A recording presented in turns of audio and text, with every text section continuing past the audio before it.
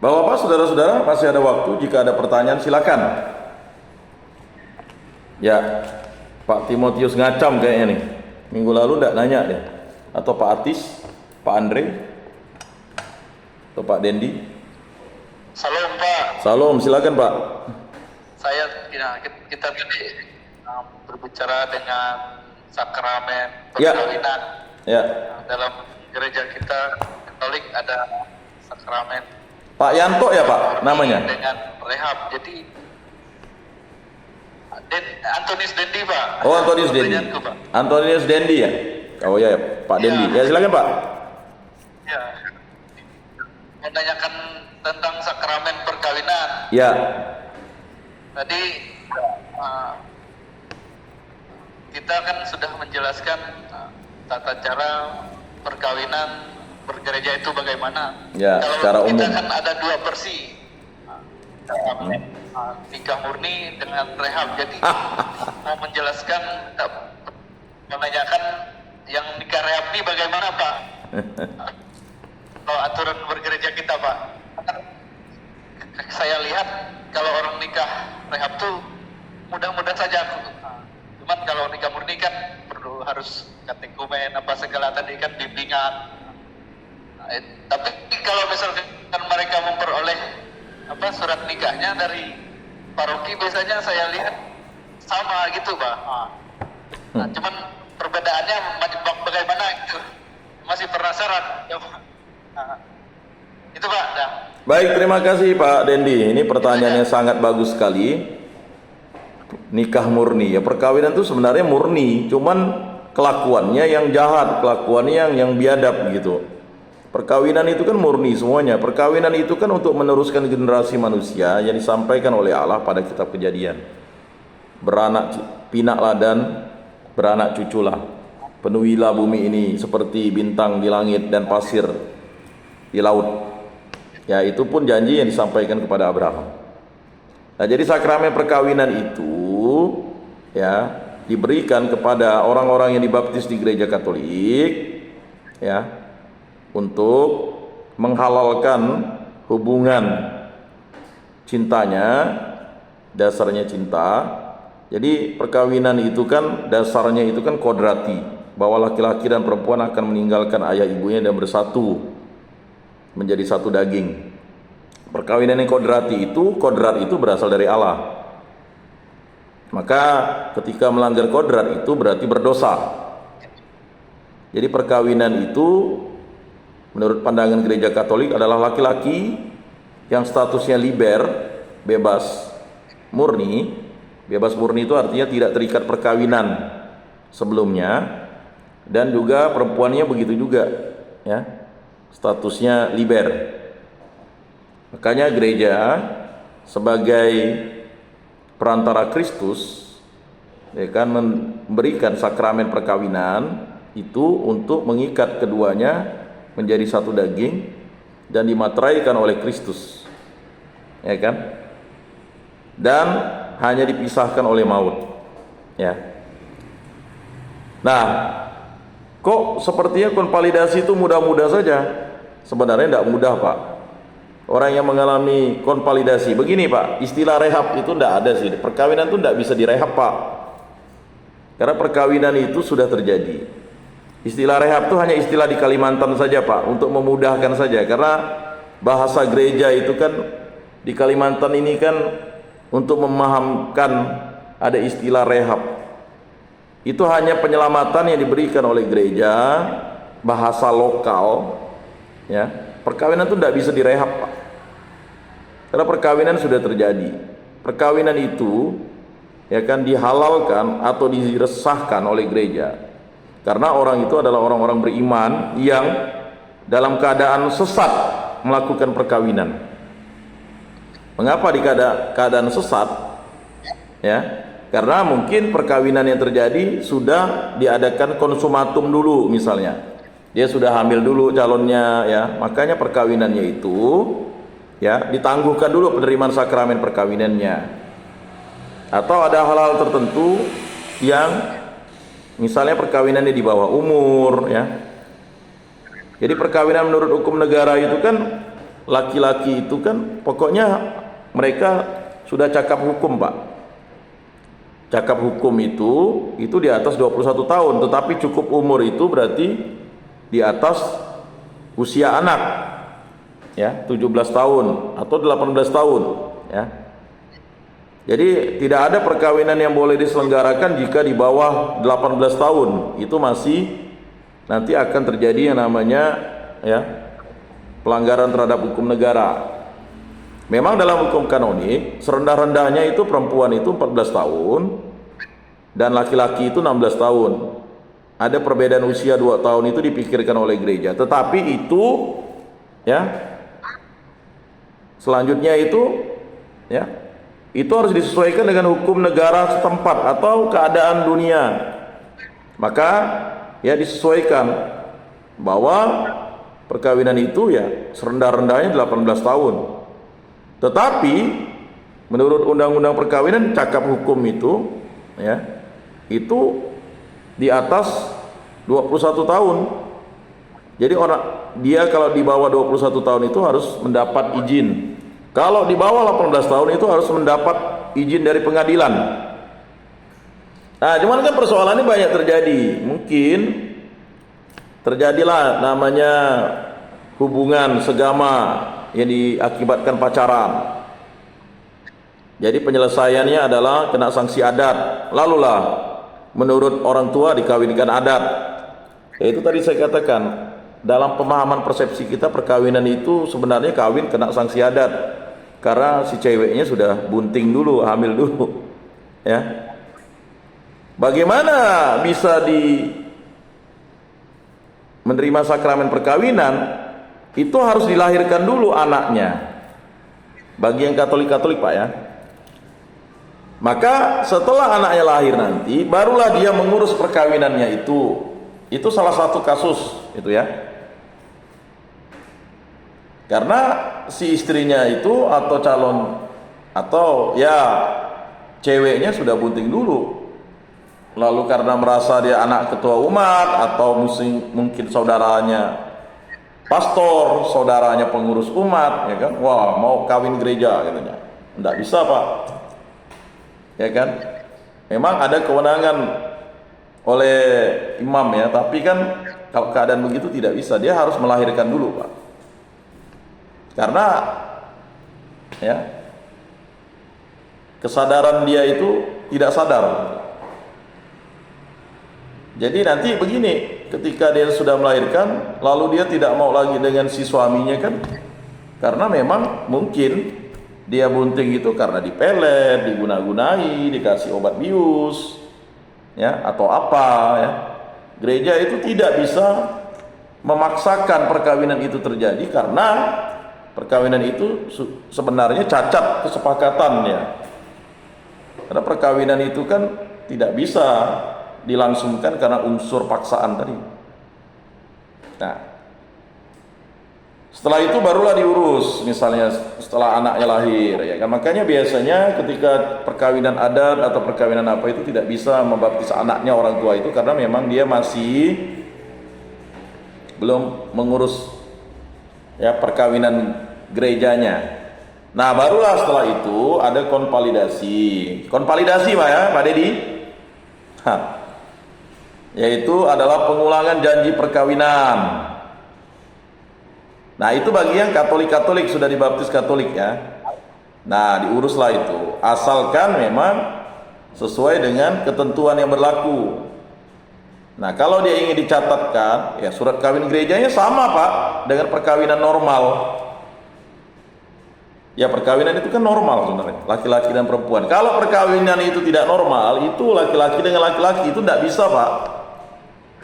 Jadi tidak ada peneguhan sakramen perkawinan laki-laki kawin dengan laki-laki gitu. Itu tak normal namanya. Dia perkawinannya harus normal, laki-laki dengan perempuan atau perempuan dengan perempuan, begitu. Nah, ini perkawinannya normal dari suratnya. Pak Dedi tadi bilang kok gampang sekali ketimbang yang itu. Enggak lah, Pak. Dia sudah mengalami kepahitan hidup kok. Dan ketika dia tidak menerima sakramen perkawinan, sampai kapanpun dia tidak boleh menerima sakramen Ekaristi. Tapi mengapa kok dia nyelonong ngambil? Itulah tadi, karena ketidaksadaran dia. Nah itu. Jadi selama dia tidak mengurus perkawinannya itu, yang Katolik-Katolik Pak ya, dia tidak bisa menerima sakramen Ekaristi. Kalau dia tidak bisa menerima sakramen Ekaristi, dampaknya apa bagi pertumbuhan imannya? Seakan-akan imannya hidup tapi mati. Nah itu. Maka gereja adalah sakramen keselamatan, memberikan konvalidasi kepada mereka supaya mereka kembali menjadi pengikut Kristus yang setia dan taat lagi. Gitu. Ya, Pak. Nah, itu khusus untuk yang Katolik-Katolik. Nah, bagaimana kejadiannya kalau misalnya orang ini perkawinannya adat? Yang sering ditanyakan. Karena ada dulu itu misalnya mereka, nah ini memang ada kesalahpahaman atau ketidaksadaran dari umat itu karena menganggap perkawinan gereja itu atau perkawinan Tuhan atau perkawinan sakramental itu dianggap perkawinannya ya hanya untuk dapat surat kawin. Memang dalam Undang-Undang nomor 1 tahun 74 itu syarat untuk mendapatkan akte perkawinan adalah perkawinan itu diresmikan oleh lembaga agama sesuai dengan agamanya masing-masing. Nah, lalulah udah mau ngurus nih, ya banyak kejadian Pak. Dia kawin, ya kawin kampung lah. Saya payah juga mau ngomong kawin adat, kawin kampung lah ya. Jadi ketika dia ngurus, ya beberapa di daerah-daerah tertentu tuh, dia mau ngurus. Dia kan untuk tanggungan, misalnya dia PNS, dia kan harus mengurus surat kawin tuh.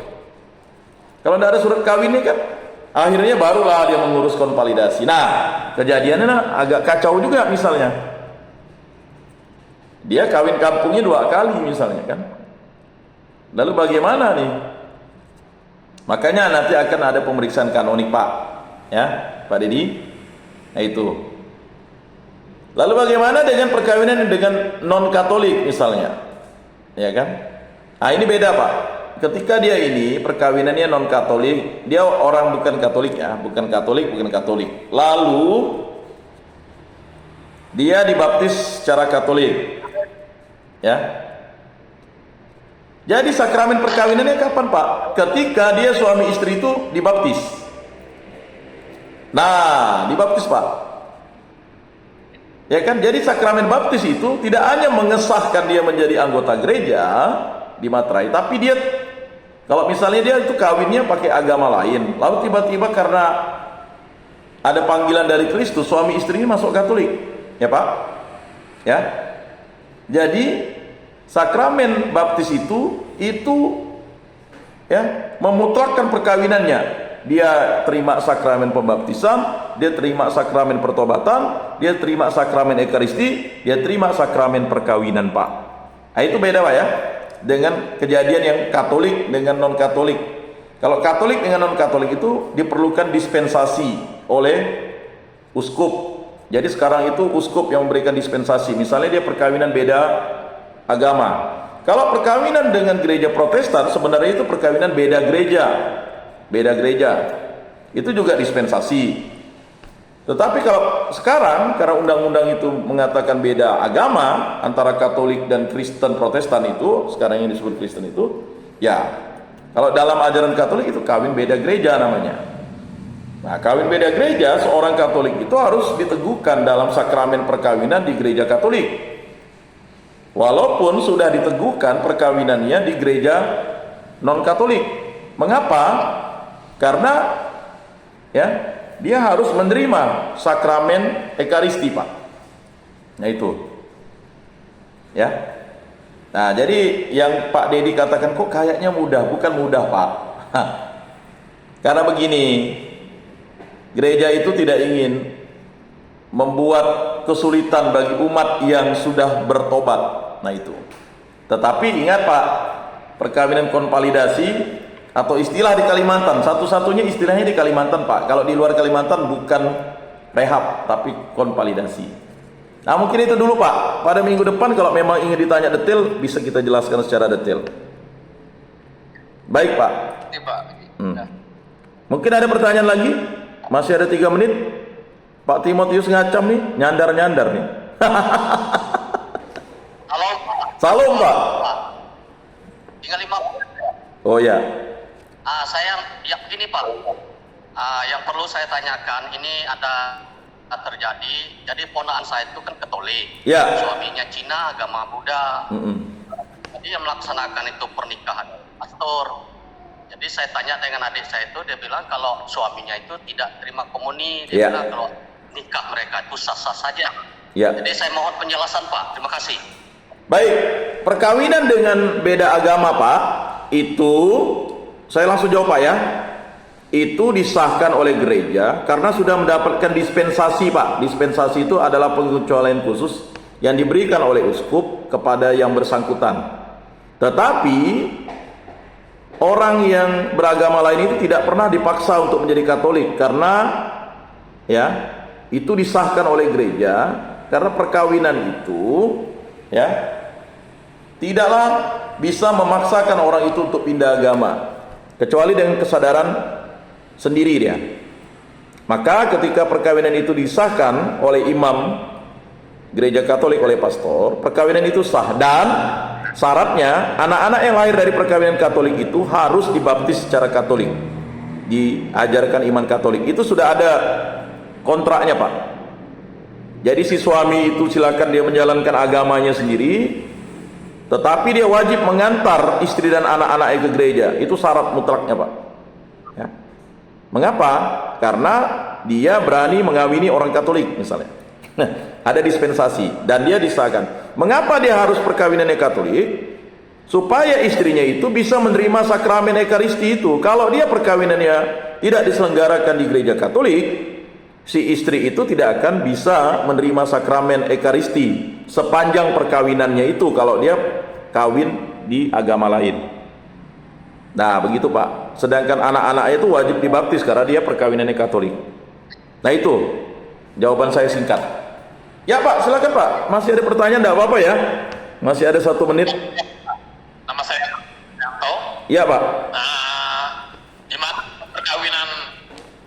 perkawinan, sakramen perkawinan, di mana laki-laki meninggalkan ayah maupun ibunya ke istrinya menjadi satu daging itu sendiri. Baik. Tapi dalam kenyataannya waktu banyak kejadian bahwa terjadi perpisahan secara jasmani antara laki-laki dan perempuan, ketidakcocokan dalam perjalanan hidup.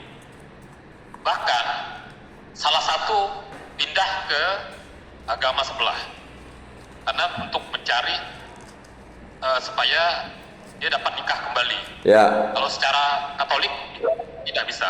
Ya. Bagaimana status hukumnya mereka yang pisah itu sendiri, dan bagaimana status yang masih bertahan itu secara rohani? Salah satu yang bertahan yang belum istilahnya menikah kembali, apakah itu bisa diperbolehkan secara gereja untuk disahkan untuk bisa nikah kembali apabila dia ada keinginan? Sebenarnya perpisahan itu kan hanya perpisahan pada saat meninggal saja, tapi dalam perjalanan hidup kenyataan seperti itu Pak. Ya. Kejadiannya. Nah, saya kira itu Pak yang saya tahu. Baik Pak, terima kasih. Ini memang agak panjang tapi saya jawab agak singkat. Nah, yang pertama, seseorang yang berpisah, jadi begini. Perkawinannya itu tidak bisa lagi dipersatukan karena memang tidak ada kecocokan. Tetapi ingat, sakramen perkawinan itu mengikat dirinya itu menjadi satu daging. Tetapi ada memang pengecualian. Misalnya dalam bahaya maut, atau misalnya dia sering akan dibunuh oleh suaminya atau istrinya, mungkin itu konsekuensinya sampai salah satunya bertobat itu dan tidak akan melakukan lagi, baru dia akan bersatu ya. Maka ada pisah ranjang namanya. Bagaimana statusnya itu? Seseorang yang misalnya dia itu berpisah. Secara gereja dia tidak bisa terpisah, tetapi secara sipil dia terpisah. Lalu dia ingin melegalkan perkawinan ini dengan pindah agama untuk kawin dengan pasangan lain. Bagaimana status perkawinannya? Nah, bagi yang tidak kawin lagi itu bagaimana? Apakah dia bisa menerima sakramen perkawinan lagi? Ya tidak bisa. Sampai salah satu pasangannya itu meninggal. Nah itu. Lalu bagaimana yang status hidup dia ini? Dia tetap hidup bertahan dengan imannya dan dia tidak boleh lagi menerima atau bahkan pindah agama, ya kacau, imannya mati. Ya, dia harus tetap bertahan itu dan dia hidup dalam ya kesendiriannya silakan, tetapi dia tidak bisa menikah dan kawin lagi, apalagi ya kan? Ya namanya itu kalau dia misalnya kawin lagi dia melakukan perzinahan. Nah statusnya itu ya dia tetap bertahan lah. Nah sampai kapan? Ya tanpa ada batas waktu. Ya misal suaminya tidak mati-mati dengan yang istrinya sana, ya dia tetap harus bertahan, setia dan taat, Pak. Karena apa? Ketaatannya kepada Kristus, dia menerima tubuh dan darah Kristus. Bagaimana dengan misalnya suaminya atau istrinya itu tadi? Oh, dia sudah berdosa berat, dia sudah menghujat Roh Kudus, dan dia hidupnya ya, dia menghujat Roh Kudus, dia berzina, Pak. Status orang ini bagaimana nih? Yang dia lalu pindah agama, lalu dia akan terpisah dengan Kristus selamanya. Kok di dunia belum? Ya belum. Dia merasa enak di dunia, tapi nanti pada kehidupan kekal dia tidak akan diampuni dosanya, Pak. Ini udah parah nih namanya, parah. Ya. Jadi itu dulu saya jawab, Pak, dengan singkat karena waktu juga yang memisahkan. Memang pertanyaannya baik sekali tentang masalah ini dan ini sering terjadi. Akibatnya kita jangan sampai salah memberikan nasihat kepada saudara kita, orang-orang, lalu kita sarankan kawin adat saja. Waduh, bahaya, Pak.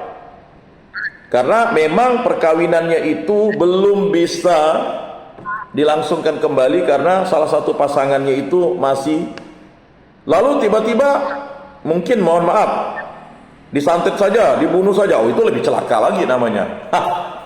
Karena begini ya, perkawinan itu bisa dibatalkan kalau salah satu pasangan itu terbukti dibunuh oleh pasangannya untuk dia kawin lagi dengan pasangan selanjutnya dan menerima sakramen perkawinan.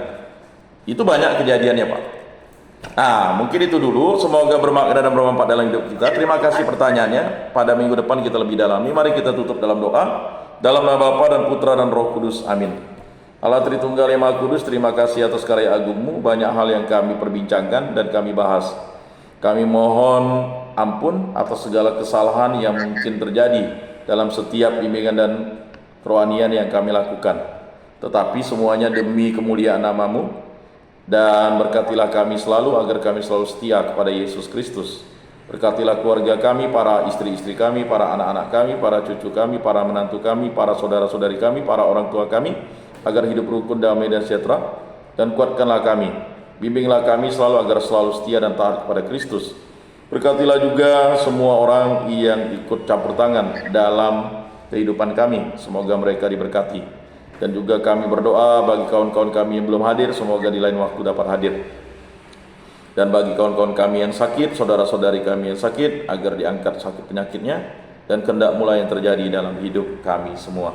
Semua ini kami serahkan kepada perantara Tuhan kami Yesus Kristus yang hidup dan beraja, kini dan sepanjang segala masa. Amin.